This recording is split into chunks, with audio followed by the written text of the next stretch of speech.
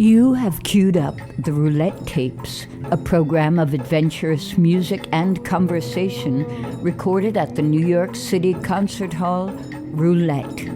You can hear thousands of concert recordings from Roulette's past and present and find news of upcoming events celebrating innovation and imagination at roulette.org. Aren't you curious?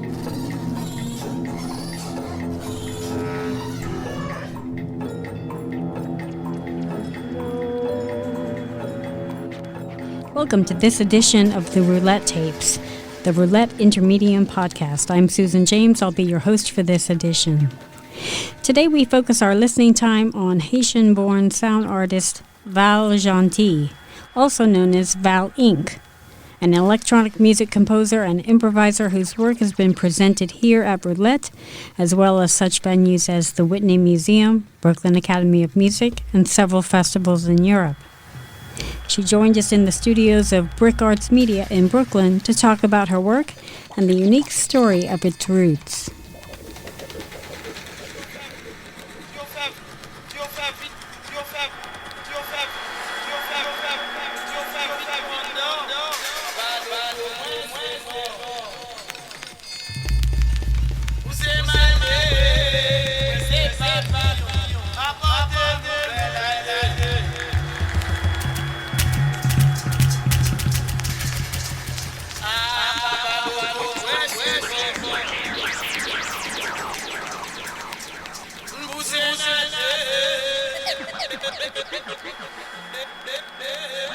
Hello, I am Val Jeanty. I'm electronic music composer from Haiti. I work with different mediums, mostly electronic, but also organic. And what I mean by that is the organic part would be my culture, which is the vodou culture, and the electronic part would be the instruments that I work with, like the chord wave drum, turntables, all kinds of little gadgets.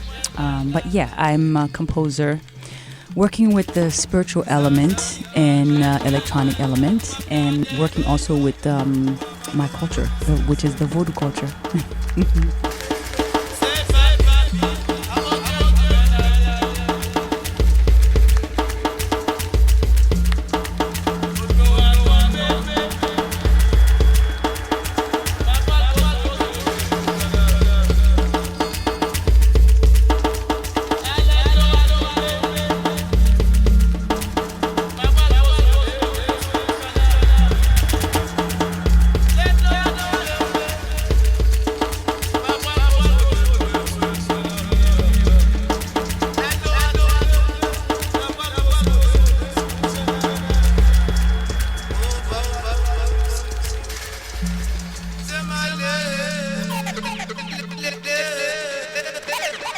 Tell me a little bit about the instruments that you choose to use. We'll talk a little bit about that.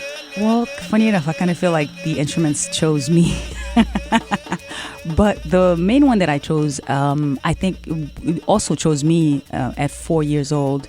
Hearing, the drums, playing at the ceremonies that my family, we always had the ceremonies because I come from a vodou family. My grandma was a mambo. So these were just, listening to it. But as I'm, listening, sometimes when you hear music, because I'm sure this happens to everyone, and you're not even thinking of it, but your body starts to move. So it kind of takes over, your physical and also your consciousness. So that happened to me at 4 years old, and I was like, what is happening to me? Because I was sort of, aware that I'm moving, but I didn't really want to move, but I'm moving. And of course, I knew it was the drums because this would happen to me every time. So I was like, okay, because it moves me, I need to go and touch it. So that's how I got to the drums. From the drums, when I became a teenager, this is when, hip hop was like a big deal. And for me, when I saw the DJs, sort of scratching back and forth, I was like, wow, those two things look like two congas, which is what I was kind of used to, back home, because we always have like two percussion, which what we call tambu.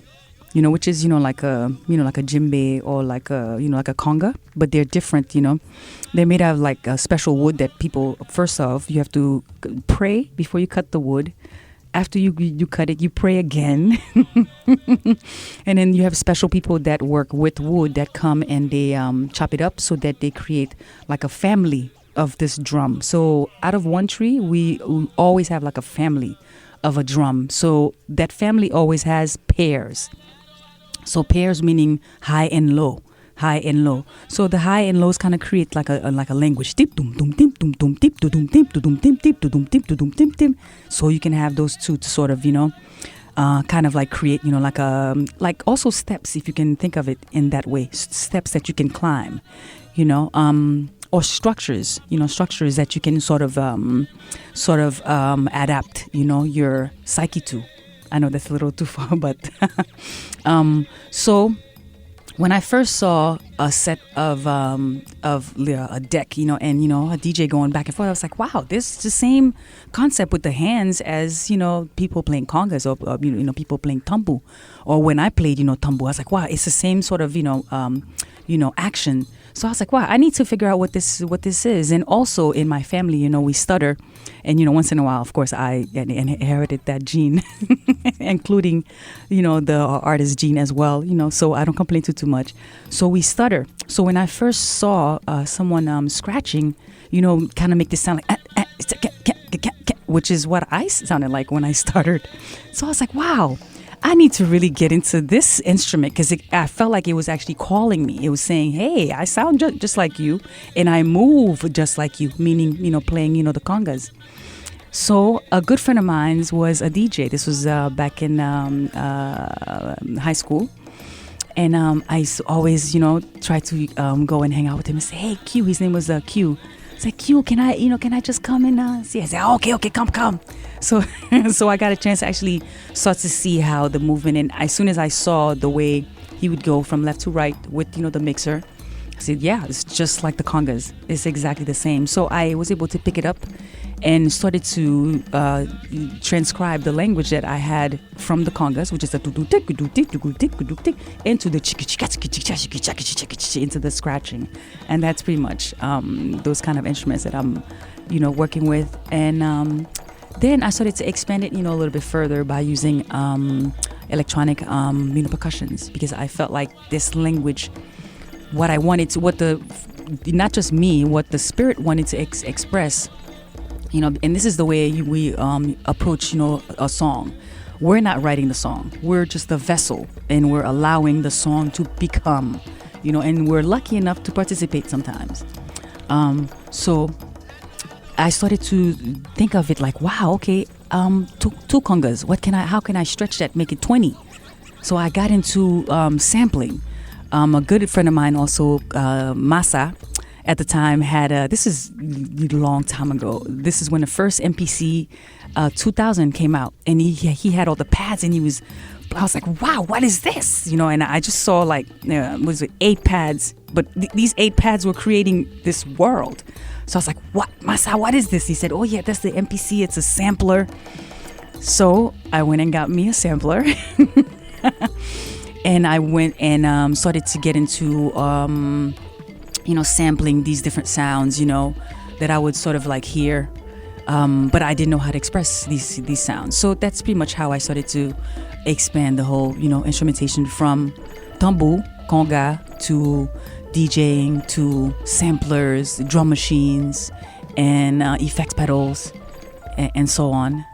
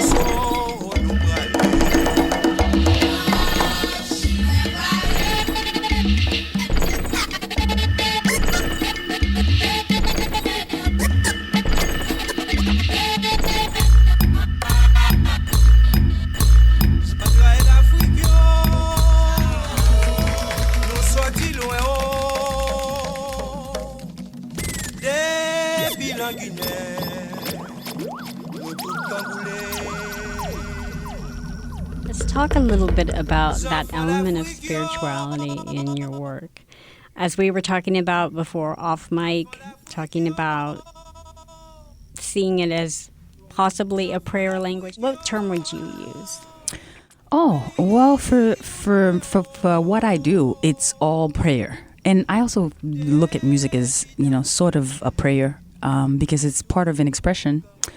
But for, what I do specifically, it's always, a prayer. It's always a prayer. Vodou, the vodou culture, anytime you hear someone singing, they're singing about a prayer. They're actually singing a prayer, which you can also kind of like speak out. But the singing, because it's tapping into certain frequencies, they usually sing the prayer so that you can sort of get into this natural state that we can access through sound.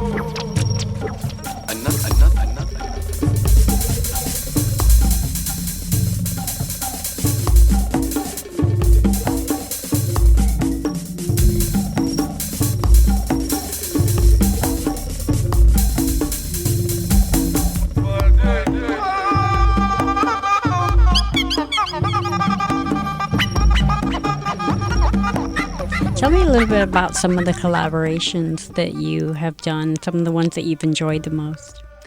Oh wow, there've been so many. Let me see. The most recent have been with Terry Lynn Carrington and Chris Davis. There's a new record, Diatom Ribbons. It's amazing. There's a lot of great musicians. I'm just so lucky to even be in that room.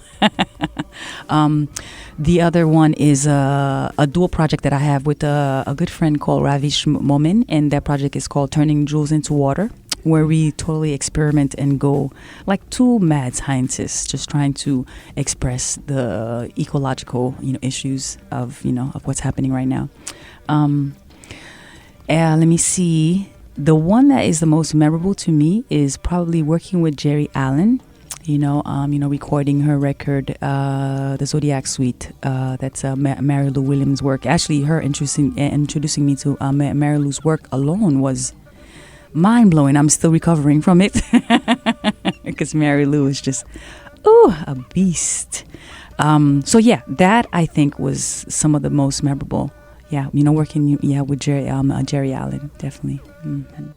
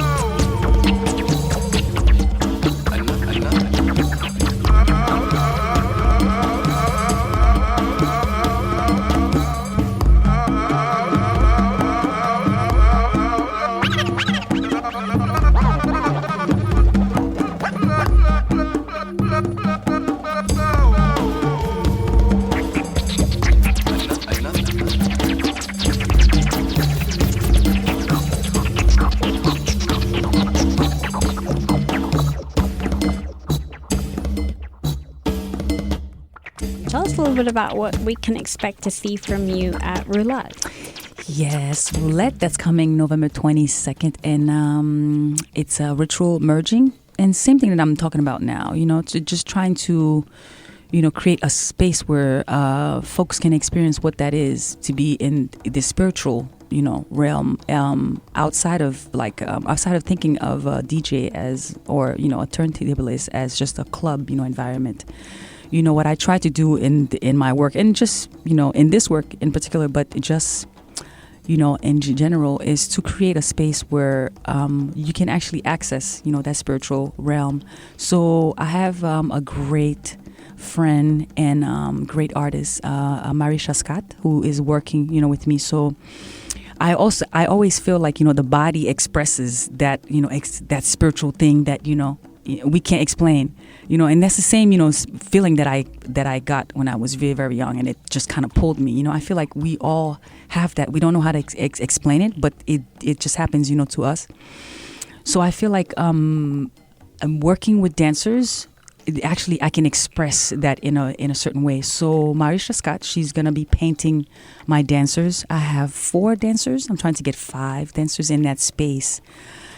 So the audience will be in the space with the dancers, and the dancers will be moving around them, and they will be working with the spiritual aspect that's going to be happening for that day, which is like a total merging of Vodouism, Hinduism, and also Buddhism, which I study all 3. Of course, I'm fortunate to be Haitian, so Vodou, I got that down. Hinduism, I'm still studying, and Buddhism, I've really been really been on a good path, with that, and I feel like they have such similarities that we've never even explored. So it's gonna be a space where folks can explore these 3. And also other forms of aspects of spirituality too. I don't think it's just these 3, because sometimes I bring in aspects of like ancient Greece stuff, because it's connected very much to the vodou, Pantheon. Like we have a whole Pantheon, so it's very interesting how all these things connect. I'm gonna be also working with these sounds as well. So sounds from the vodou culture, the Hindu culture, the Buddhism culture, and other, sounds that I feel like are part of this galaxy. Maybe not this planet, but this galaxy. So, we're gonna try to just create that space, and it's all gonna be improvised. Even the dancers, so they have no direction, which I feel like creates a certain, like, in the moment, because you're forced to be in that moment. There's no, okay, 1 and 2 and 3, now I'm gonna do this. It's like, for me, I always feel like, what happens if you're not thinking about what you're gonna do? What can happen? Can we access a certain spiritual part of ourselves that has no instruction, has no conditioning, has no there's no start button for that.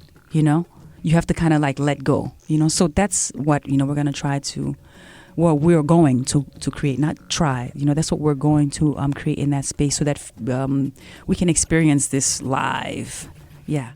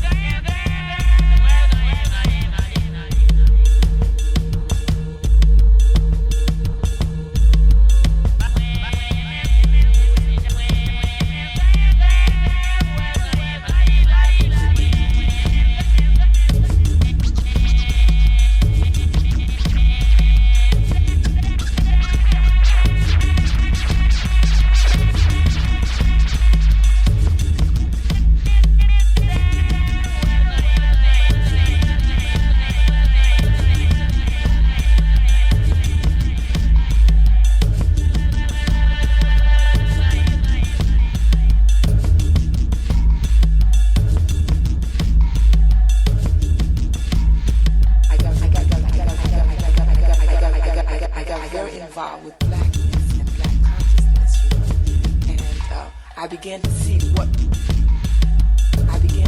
what was happening to me in that atmosphere. I got very involved with black. When we talk about improvisation, it just sounds like you have such a firm grounding in that, and that you really trust your belly when it comes to that. Would you say so? Yes. I definitely trust the channel that I'm open to. Yes, and I definitely feel like it's not me. It's definitely not me. If it was me, it would be a mess. But it is a thing where you have to like surrender to your higher self, to the universe, because I feel like the universe can express itself through us if we just take the human side and just go to the side just a little bit and just like allow ourselves to be open. Yeah, so I'm gonna try to also create a vortex for that space, so folks can feel like they can travel through a certain type of and sound can create vortexes. So that's the whole objective. Wow. Val Jeanty, Val Inc., thank you so much for being a guest here at the Roulette Tapes. We look forward to hearing more of your work at Roulette. And for more information about Val Jeanty and all of the artists featured at Roulette, you can go to our website, roulette.org. Val Jeanty, thank you very much. Thank you, Suzanne. Thank you. Ay, Bobo. Merci.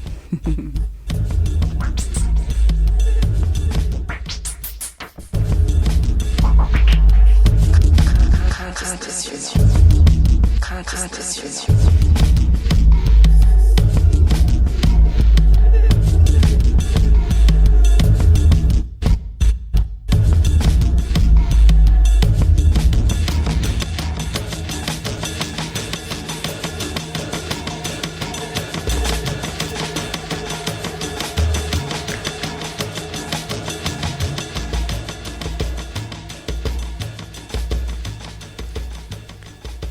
The Roulette Tapes is a production of Roulette Intermedium. This project is supported in part by an award from the National Endowment for the Arts.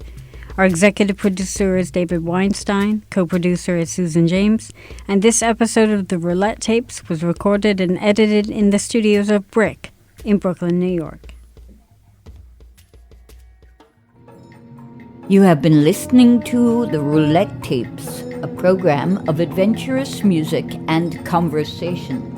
This series is produced by Roulette Intermedium. You can find thousands of concert recordings from Roulette's archives and news of upcoming events at roulette.org.